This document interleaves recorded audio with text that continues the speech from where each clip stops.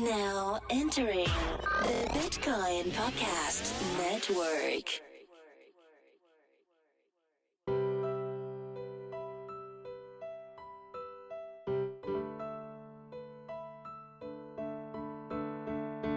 This episode is brought to you by Shapeshift.io, the easiest, fastest, and most secure way to swap your digital assets. Don't run the risk of leaving your funds on a centralized exchange. Visit Shapeshift.io to get started today. And this episode is also sponsored by my patrons on Patreon. We got about 40 at about $700 a month, and so I like to give different examples each episode for why they support. And here's why Sam likes my work. He wrote this after reading one of my pieces on the interwebs. He said, "The most profoundly insightful, important, and clearly explained vision for a sustainable, peer-to-peer, post-capitalist future enabled by blockchain is outlined by Reese's work." Whew, thank you, Sam. That is the goal. So today's episode is with Primavera De Filippi, and she has this super awesome background, and the exciting thing that we talk about today is she just released a book called Blockchain and the Law that she co-wrote with Aaron Wright from Consensus and Open Law, and it's really a truly outstanding book about how blockchain technology affects regulation, and there's a couple key pieces that I just want to pull out, both takeaways from the episode and takeaways from the book. One is, in the book and in the episode, they do such a good job of understanding the history of internet regulation, because it was just, it was 90s, early 90s, 2000s. People had the same thoughts around the internet where it's like, oh man, this is this international, supranational kind of thing. How are we going to regulate it? So looking at what was done there and applying it to the blockchain is a lot of what they do. And they're really good at pulling out, and Primavera and Aaron are really good at pulling out pieces from the past, like, for example, Lawrence Lessig's pathetic dot theory that they can then apply to blockchain regulation. So that's really cool. The other thing that we talk about is coming from this perspective of the affordances of blockchain technology, and I'm using affordances in kind of like the Zeynep Tufekci term, where we say, hey, what does the technology allow us to do?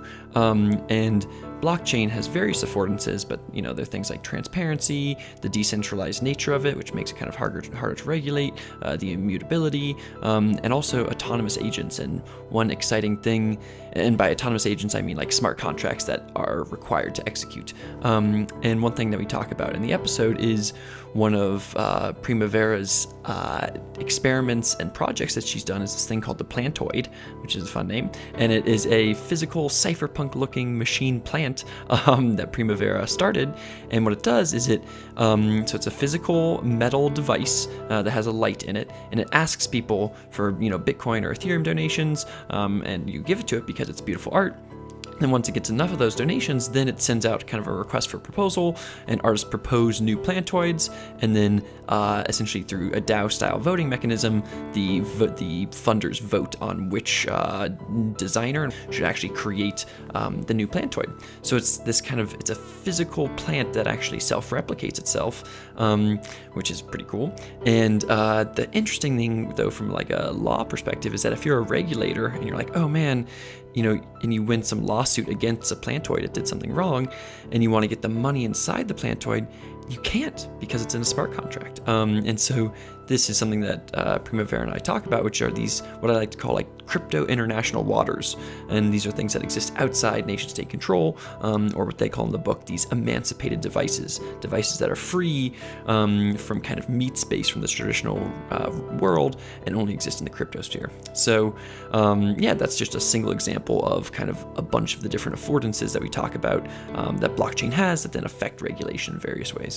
And we cover a lot in this episode, but we definitely don't cover all that the book has to offer. I really did like the book, especially from kind of an intermediate advanced blockchain crypto enthusiast perspective. And there's a bunch of things a whole host of topics that we don't even cover in the episode that you should buy the book for. And these are things like talking about blockchain neutrality, kind of like net neutrality, talking about algorocratic governance, where you govern with algorithms, other pattern matches from the history in the past, like Lawrence Lessig's end-to-end theory, things like systemic risk of not having clearinghouses in centralized places like that are kind of insurance, property rights management, which is like digital rights management, but for IoT devices. There's a whole lot in the book that's really quite fascinating, and so I'd recommend it. Again, it's called Blockchain and the Law. And then one final note for this episode is is we also talk about DAOStack, which is a governance platform, a DAO governance platform that Primavera is an advisor for. So we talk a little bit about her take on DAOStack and governance. So with that, hope you enjoyed today's episode with Primavera De Filippi.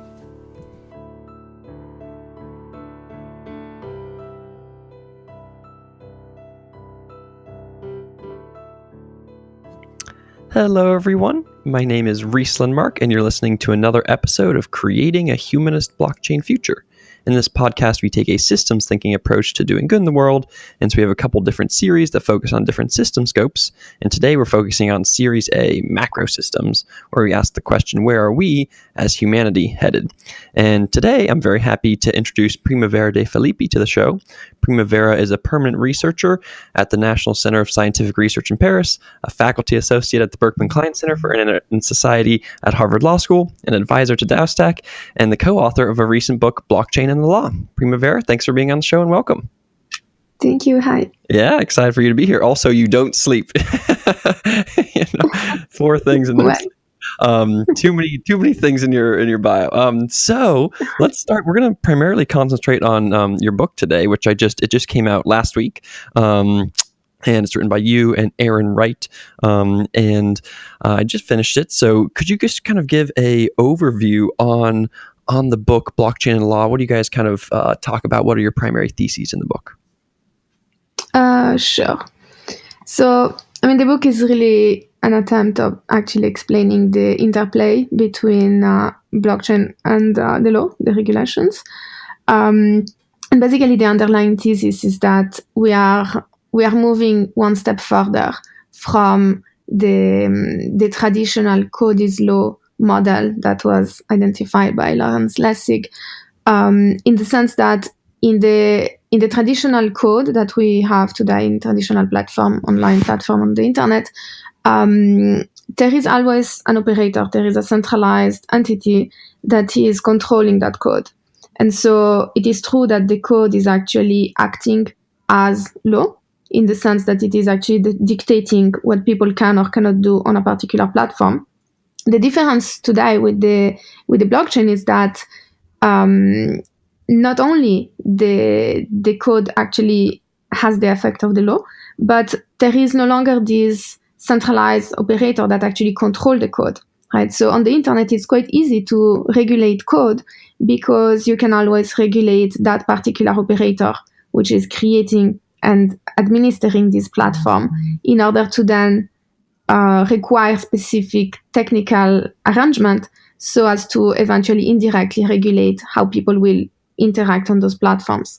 Whereas when we move into the blockchain systems, then because of the disintermediation that this entails, you can create those new technical platforms, which are, however, which also have the role of the same functions as law, in the same way as code does, but that there is no longer this obvious intermediary that you can actually regulate in order to dictate the way in which the code will look like. Mm-hmm.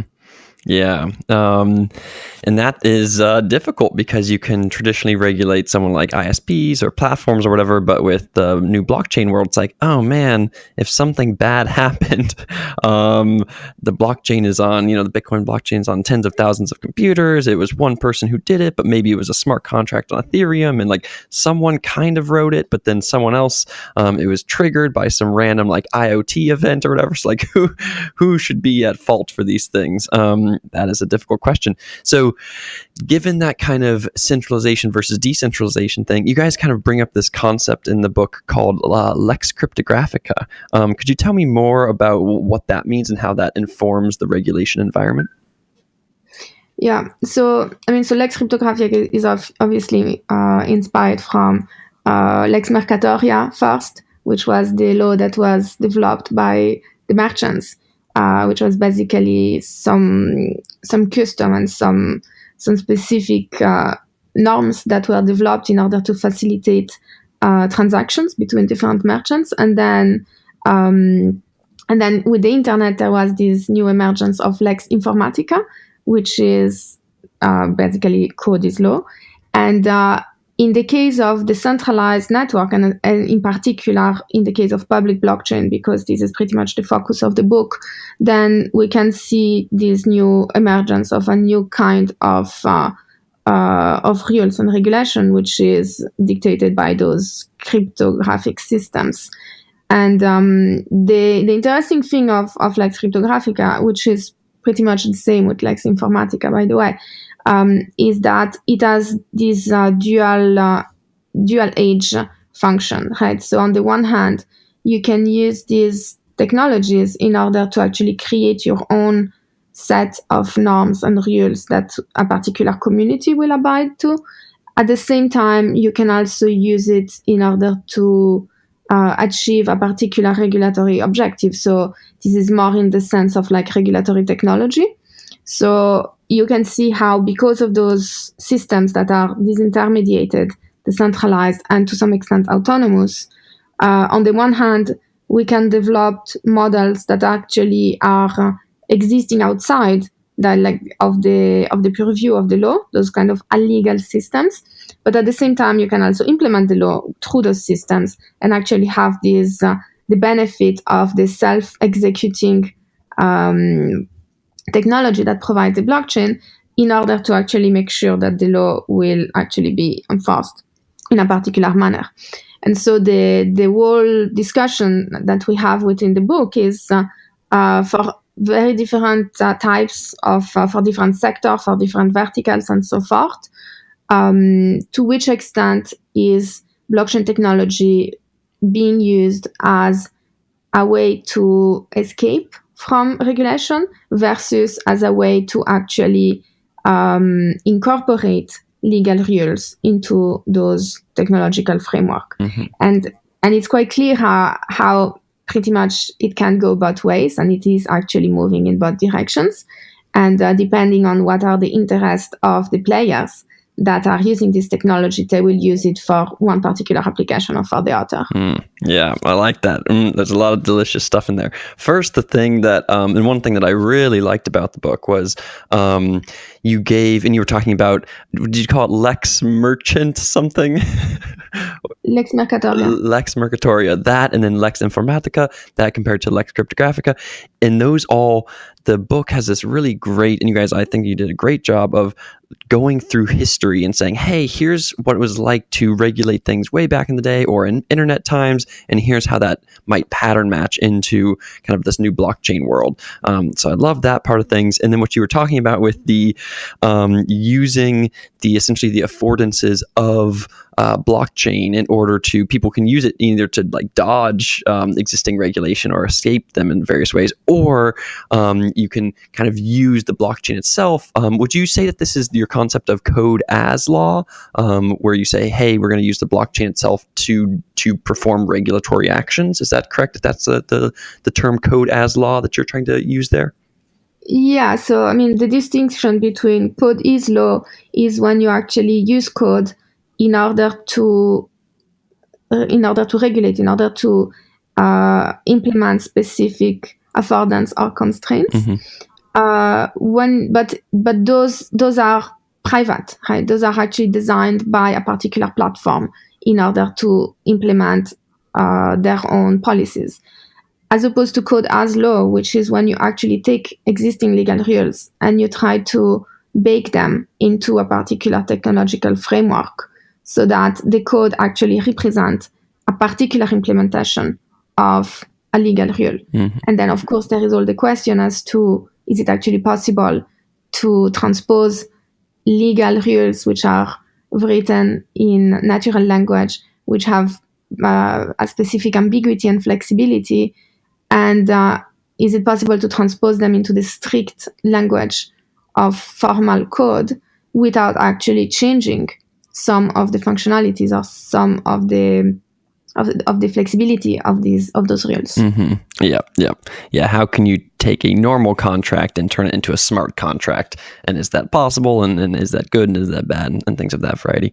So kind of going back to that point about history, how, I mean, what I would love to kind of dive into for a sec is I think for a lot of people that exist in the blockchain land, especially because a lot of them are younger, I know I am only 26 years old. And so I don't really know what it was like when the internet was being regulated in the early 90s and late 90s and early 2000s or whatever. And we're seeing other new kinds of regulation come up as we've seen the massive Google, Amazon, Facebook aggregators and antitrust laws and, GDPR and things like that.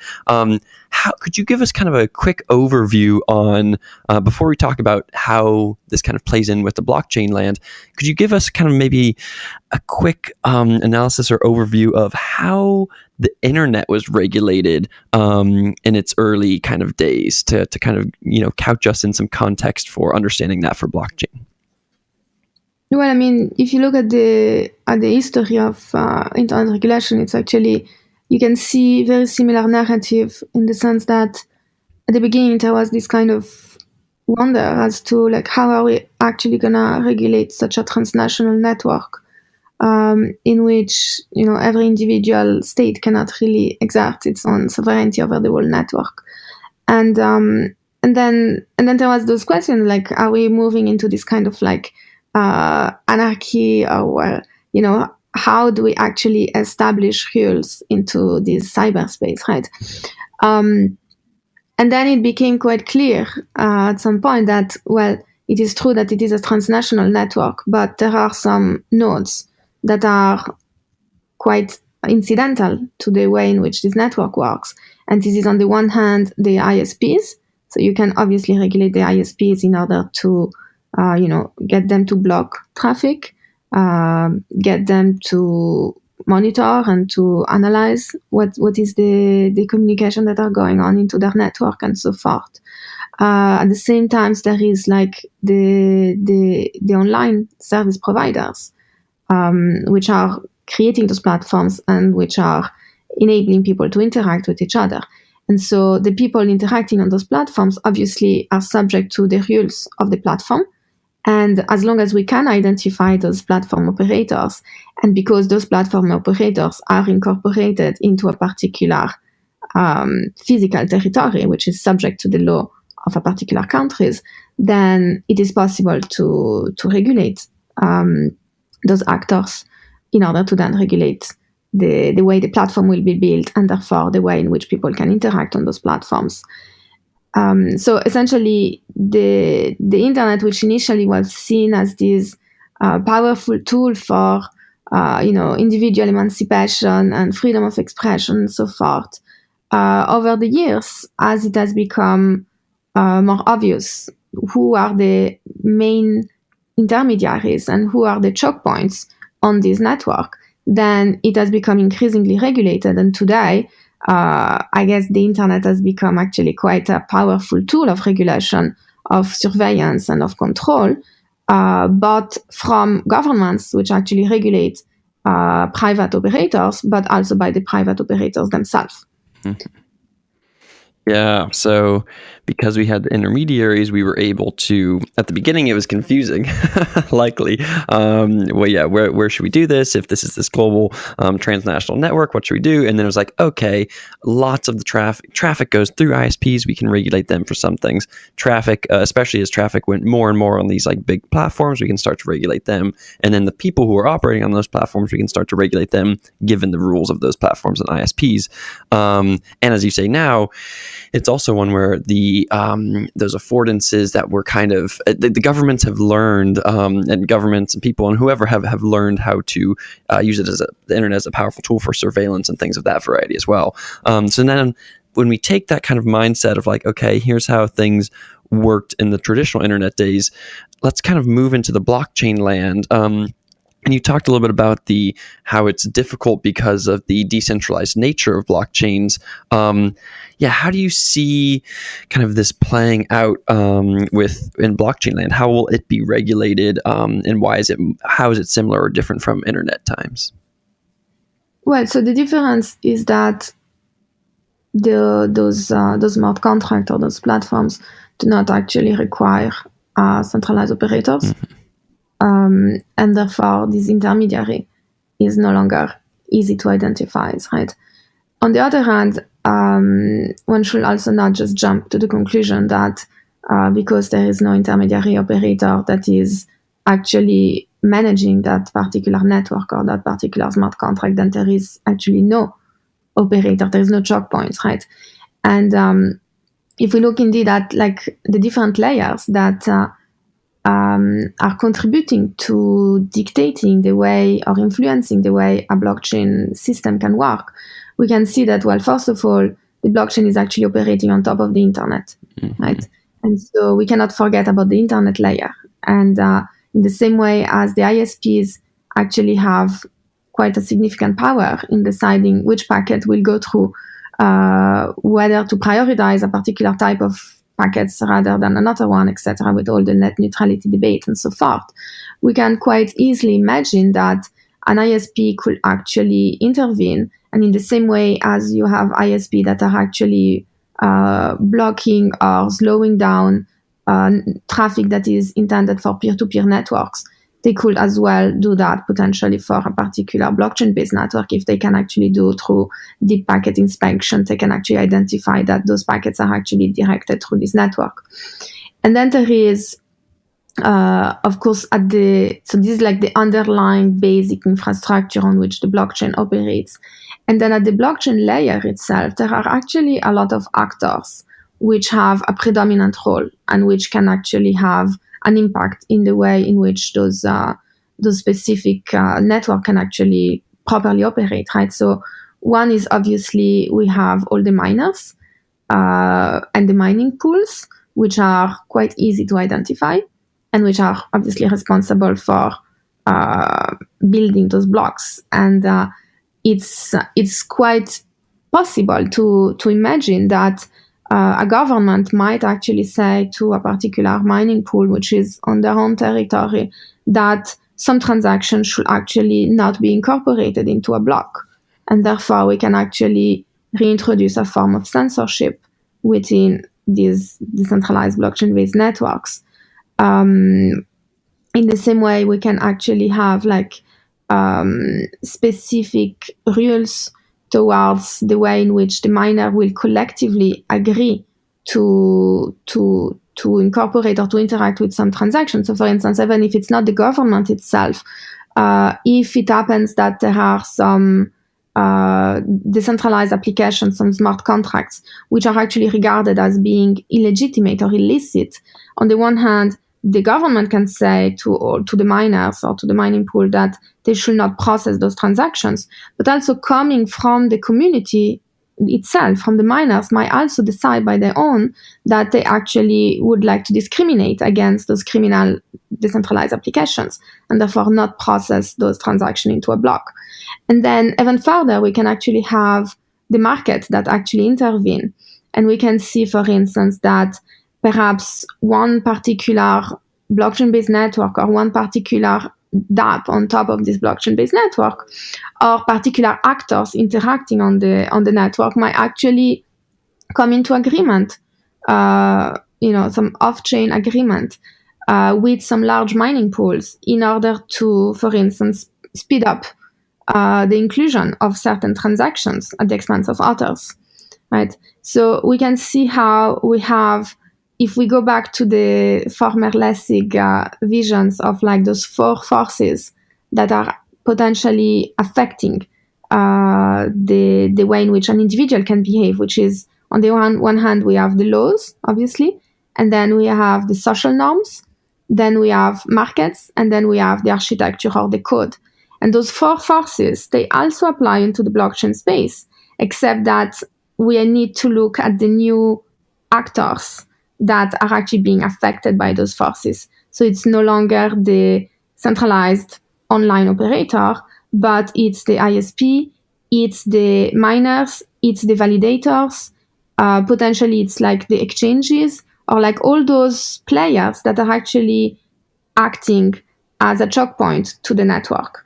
And whether they will actually comply with the regulation depends obviously on the extent to which a government can actually impose their own rules upon them. So the difference is, of course, that there is a larger amount of actors that somehow need to be coordinated in order for a regulation to actually become possible. because I can regulate the miners, but I also need to regulate all the exchanges. At the same time, I need to make sure that the validators, which might not be miners, are also complying with the same regulations, right? And if there is one of those different actors that are actually not complying, then there is the risk of a fork, right? So in order to actually have the regulation applies to the whole blockchain network without actually triggering an actual forking of the network, then it's much more difficult than on the existing online platform on the internet, because there is a variety of intermediary choke points that actually need to all be regulated in a similar manner in order for the law to actually apply. Yeah. So this is to say it gets more complicated. In that theory that you're talking about was which is a funny name, the pathetic dot theory from Lawrence Lessig, where you can, when you're trying to regulate something, you can regulate, and especially the internet or blockchains, it's with laws, social norms, markets, or the actual architecture of the code. This episode is brought to you by Shapeshift.io, the world's leading trustless digital asset exchange. Quickly swap between dozens of cryptocurrencies, including Bitcoin, Ether, Dash, Bitcoin Cash, Augur, Golem, and many more. And this is not your typical crypto exchange. You don't need to create an account or share your personal information, and your funds are never stored on Shapeshift. This means that your hard-earned digital wealth is never up for grabs by hackers or other malicious actors. To get started, visit Shapeshift.io, choose the tokens you'd like to swap, input your receiving address, and send your funds. It's that easy. And like you say there at the end, I think an important piece of this is this ability for people to exit the system through forking or what have you, or by using blockchain-based financial incentives to create new systems where you say, hey, if you're a government that's trying to regulate all these various actors, the ISPs, the miners, the validators, the exchanges, then if you go too hard, then the people might say, you know what, this is too much regulation, and we want to just we want to fork and create our own new network. And for me, that feels, correct me if I'm wrong, but does that feel, that feels to me like it makes the job more difficult for regulators, because they can't just regulate and then we don't have any other kind of options to go to. In this blockchain-based reality, given forks and given blockchain-based financial incentives, it might be easier to kind of run away and still escape from the regulation. Do you kind of agree with that?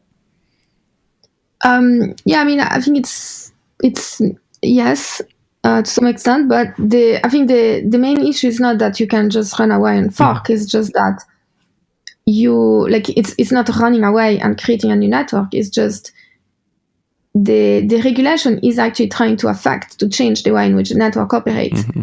But unless you can actually cover and influence all the different stakeholders and actors of that network, then you might actually, it is through the regulation that you create a fork, because you're actually changing the way in which a network is operating, but some people might actually not follow, and therefore the fork is more about the people that actually do not want to abide by the additional rules that are being implemented. Yeah. And we'll see that. We've seen that already with when these internal communities will fork in various ways with Ethereum and Ethereum Classic, or Bitcoin and Bitcoin Cash, and then we'll. Yeah, like the DAO example is a perfect example, right? So regardless of whether that was a self-governance solution in some way, it was not imposed by a third-party regulatory authority, but the idea was that the community somehow came to a decision that the Ethereum protocol had to be changed in order to remediate from the harm that had been done through the DAO attack. Mm-hmm. But the people that actually did not agree with that regulatory solution, they just stayed with the old model, with the old protocol, and that was what the Ethereum Classic fork is. And now there is this similar question around the parity bug. Yep. So are we gonna recover the funds that are frozen within the Ethereum blockchain? And what is the procedure that needs to be followed in order for such a decision to be made, right? Because there is no, on the one hand, there is no external regulatory authority that will dictate this. At the same time, internally within the network, there is no formal or informal governance structure that can actually lead to figure out what is the right process to follow in order to decide whether or not to modify the protocol. Yep. Yeah, it's there's both nothing coming in from the outside, and it is, and this is up for debate in various ways, but it's not like there's a clear step-by-step process that says, okay, something happened, here's the process that we'll go through in order to determine if, the parity team should get their money back or what have you. So with that, we've talked a lot about this kind of global side of blockchain and how the disintermediation makes things kind of awkward, and how like the transnational nature of it can make it awkward for who you regulate. Some of the other affordances of blockchain are like the transparent. You go into, when I think about the book that you wrote, it's essentially taking some of these affordances, the global nature, the fact that that things are transparent when they're on the blockchain, that things must happen when they're on the blockchain, like with smart contracts, essentially taking those core axioms or concepts or affordances and then pushing them into different realms and saying, okay, when we take this transparency view, what happens when we put it in the financial market, or what happens when we put it in organizations or whatever? So are there other, I guess the question I want to ask is, are there other affordances of blockchain besides transparency, or the kind of fact that things must happen, or the global nature that are in addition to those things that we need to think about? Basically, that's pretty much the blockchain is just this decentralized database, and then which has particular features such as transparency,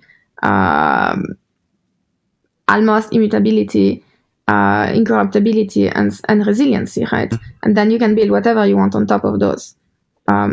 So you can create better auditability of system. You can create smart contracts that are self-executing and that will always comply with the particular lines of code that have been embedded into it. So you have this guarantee of execution, which is also something quite important. In some way, you can kind of like categorize perhaps the different applications that can be built on the blockchain, with like one that is the basic financial applications, so cryptocurrency and so forth, which is basically taking advantage of this particular decentralized ledger as a way to update accounts in a way that cannot be cheated upon. Then there is the second category, which is more about the registries. So it's using blockchain technologies as a way to record information and basically to identify who has done what and when, in a way that cannot actually be repudiated and that cannot be manipulated. And then the third part is obviously the more complex and sophisticated system, which is like the smart contracts, which is creating actual applications which are not controlled by anyone and therefore cannot be influenced or stopped, and that come with this guarantee execution, that whatever has been codified into it will be executed in that way. Yeah. So those are like the three macro categories that we can come up with through by simply using these decentralized ledger technology. Yeah, I like that. And I think that, and you said something also up there, which was that, hey, in addition to the transparency or the guaranteed execution piece, there's also that immutability and kind of resiliency piece where not both things must happen and you can't go back in time on things. And so one thing that I'd love to talk about for a quick bit here is this idea. When you think about, there's the financial side, there's the registry side, and then there's this smart contract, things can't be controlled side. And you guys bring up, there's lots of issues when you start to say, when there's guaranteed execution, that creates for some awkward scenarios for regulatory frameworks. And let's actually start on talking about that with this idea of this plantoid. So could you talk about what this plantoid is and how it's an example of this guaranteed execution? Yeah, so the Plantoid is actually a way to illustrate a DAO. Yeah. So you have the smart contracts, and then whenever a smart contract is designed a particular way, it has to be like fully autonomous, so that there is no one that can control the smart contract, then it is called somehow a decentralized autonomous organization, or DAO. And so I spent a lot of time trying to explain DAOs to various people, including many lawyers and so forth. And it's really difficult. I mean, now people are more aware of this, but back in 2015, it was quite of a novel concept.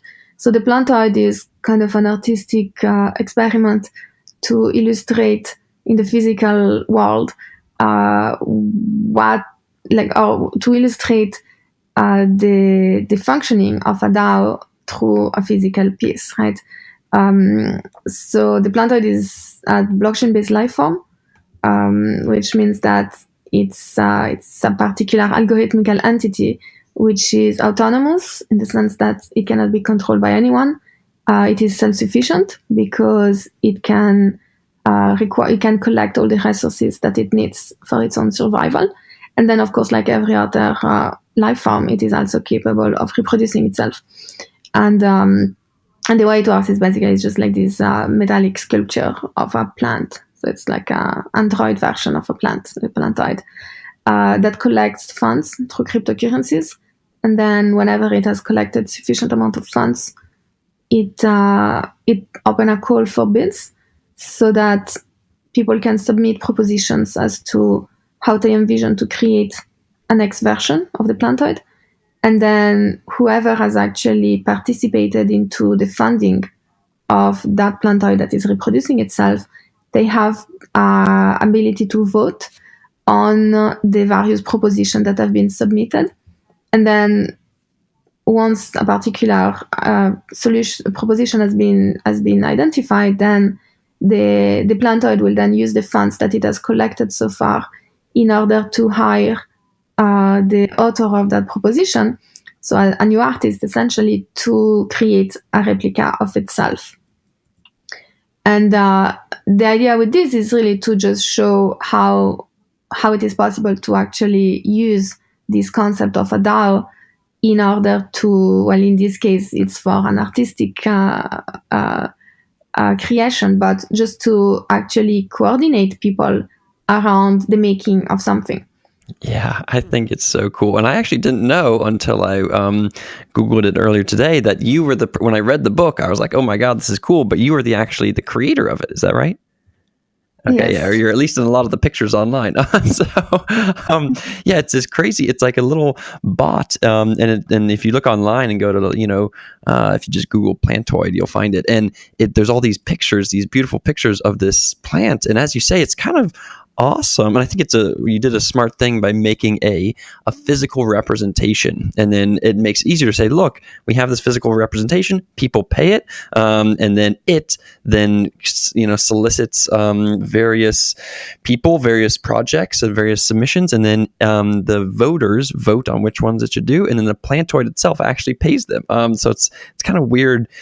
I feel like it's one of the first times that we've been paid by robots to do stuff, but it is, and I think that there's another, when it's in this beautiful Plantoid form, it's kind of nice. It's like a nice little internet cool cypherpunk kind of thing. But could you kind of talk about how the Plantoid is maybe an example of like no one really wants to regulate the Plantoid. It's like a beautiful little plant metal thing on the internet. Tell me how people are thinking about how the underlying concepts behind the Plantoid might be difficult in the future as governments try to regulate DAOs and DAO-like things. Yeah, it just goes back to the traditional issue around those autonomous systems, is that there is a distinction between the legal world and the crypto world, right? Mm-hmm. So, and the Plantoid actually illustrates it nicely, but it's just a generic issue that we encounter in every case, which is, so for instance, property rights, right? They are defined by the laws, and therefore they also can be taken away through the law, right? So the government can decide to seize the property of someone if it is considered that this property has been stolen or has been acquired illegitimately. which means that the recognition of the property right is dependent on the legal system. When we move into the crypto world, we now have digital assets, and those assets are actually defined by the code, and therefore they can only be transferred or taken away through the code, which means that to some extent there is a discrepancy between ownership in the legal sense and technical ownership of an asset. And in the case of the Plantoid, for instance, it is the way the smart contract is designed, it is actually impossible to take away the funds of the Plantoid, even if there was a legal suit against the Plantoid for whatever reason, and it was held that the Plantoid have to pay some damages. And the Plantoid, everybody knows that the Plantoid has that particular funds into its account, but because the smart contract has not been codified to actually account for any external entity to actually decide to transfer those funds, except within that particular procedure of selecting a proposal and funding that proposal, then the legal system does not really have much power, even if legally we can say that the Plantoid might not own those funds. Technically, there is actually no way to take them away from the Plantoid. And so the interesting thing, and this is a general problem, is that we are actually entering into this concept of crypto law or crypto property, where the traditional legal system has a hard time actually affecting or influencing things that happen within this Lex Cryptographica framework. Yeah, I think that's a great example and very clearly said, where it's look, the Plantoid accidentally did something wrong or whatever. It hurt somebody in the real world or something, or it needed to have, it's hey, there are damages that it needs to pay. Well, it's hey, we can't make it pay. And as you say, you kind of have to work within Lex Cryptographica and say, hey, we need to, if you wanted it to pay, you might need to have it pay through the DAO voting style system, so it would be a very awkward kind of thing, because you can't, it is, smart contracts make for that kind of execution that, it can only happen in one way, and there's not, loose room around the edges for different things. So with that, so we'll talk more about the book at the very, very end, but it's, as you can see, there's a lot of different ways based off of those core underlying things that Primavera and I have talked about. It kind of pattern matches into a bunch of different worlds. And then when you think about how governments and other kind of big institutions want to actually work with it and regulate it, it makes it more complicated, but also, as Primavera said, there's lots of different kind of choke points and stakeholders that you can kind of work around and work with, those four different pathetic dot theory things to kind of incentivize the system or regulate the system for good or what have you. So with that, we're going to transition into, for just a couple minutes here, into one of Primavera's other things, which is DAOStack, which is a platform, essentially a platform to build DAOs. So Primavera, could you give us kind of an overview on DAOStack, maybe why you're an advisor, and then we'll go from there. Yeah, sure. So DAOStack is a long project, and it's an interaction of many different experiments and attempts as actually creating an easy framework in order to help people build DAOs without having to start from scratch all the time. So the usual analogy is a little bit like the WordPress for DAOs. So in the same way as today, we don't need to start and code website from scratch. We can just use platforms like WordPress, in which we just have different modules and different templates, and we can just plug them together in order to actually have a website done very easily. And by leveraging the benefits of this open ecosystem of different people providing different plugins and different templates for the platform, then the idea with DAOStack is to do the same thing but for DAOs. So instead of going into like all the different layers and building a DAO from scratch, knowing that it's actually quite difficult and quite dangerous because the code needs to be very, very secure, then DAOStack just provides those basic building blocks, and anyone can just plug into the framework, and anyone can provide new modules that can be added into this open repository. And then eventually, as time goes, then there is kind of like a Lego with more and more pieces that are actually being provided. And then people can just take those Lego pieces and put them together and create their own DAO. Yeah, that will be an exciting new future as we get these easier, like drag and drop kind of DAO platforms. And like you said, it's nice when the ecosystem can use code or widgets or whatever that have been tested and that have been used in the past that so you don't have to spin one up yourself, especially because we don't want more things like the DAO in the future. Instead, you want to use something that is already shown to be secure or private or what have you. So kind of thinking about DAOStack and how you overlap with it, how do you see something like blockchain-based governance evolving? You got DAOStack, you have Aragon, you have things like Colony and what have you. Where do you see this ecosystem going in the next couple of years? I mean, I hope it's going in a direction in which we actually do identify a proper governance structure. I think it's quite great. Like up to a few years ago, there was very little discussion about blockchain-based governance as to like how do we actually design new governance systems. The way I see it is that today, if we look at most of the DAOs or the blockchain-based network that have been developed so far, there is this strong tendency towards creating market-based governance structures. And the reason is because this is pretty much the one thing we know that is decentralized. And because you create a decentralized infrastructure, we also want to plug on top of it a decentralized governance structure. And because we know the market-based system, then that's what we use. And the problem is that oftentimes this actually goes against the ethos of decentralization because it's quite easy for a market that is actually not being protected to actually evolve into an oligopolistic market in order to concentrate with like a few powerful actors that actually have a lot of power.